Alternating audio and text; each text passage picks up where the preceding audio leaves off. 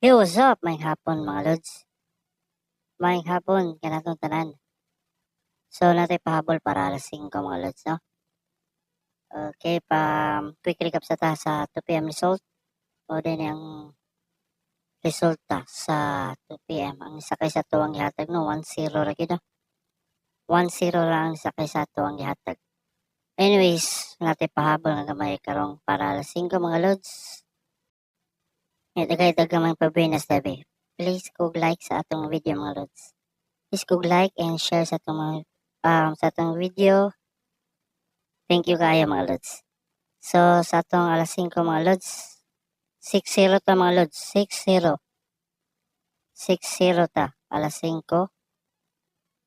So ako ang entry diri 260.